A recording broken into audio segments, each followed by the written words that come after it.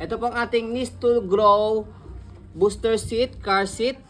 So this is good for 3 years old, around 15 kg. Basta 15 kg na yung baby po ninyo. Up to 36 kg.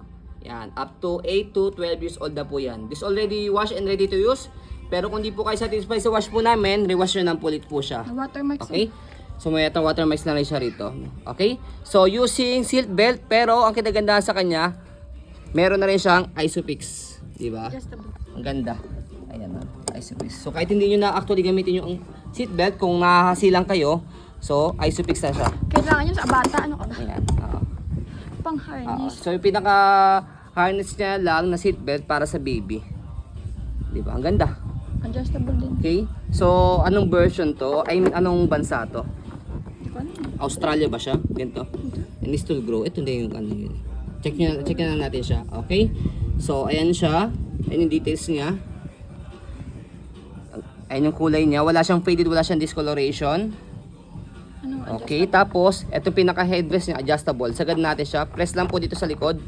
Angat. Yan. Yan. Ito yung pinakamataas niya. Kaya kahit siya, kasya siya ng approximately 8 to 12 years old. Ayan, taas niya. Depende sa weight. Yes, oo. So, pakita natin siya 36 kilogram. Ayan. Ito. Ayan. Okay. Ayan.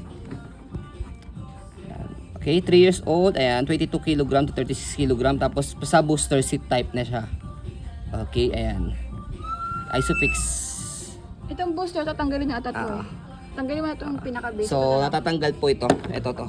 Ayan, as you can see, naka-clamp siya rito ganito, yung pinaka-body niya. So, pag 15 kilo. Ayan. Actually, kahit hindi nyo na siya tanggalin, okay lang. Yan, para at least may support pa rin siya. Malambot pa rin siya. Go. So, ayan po, as you can see, very details po kami sa amin po pag video. Kasi aming shop policy, no refund, no exchange, what you see is what you get. So, maraming salamat. Have a nice day and God bless po.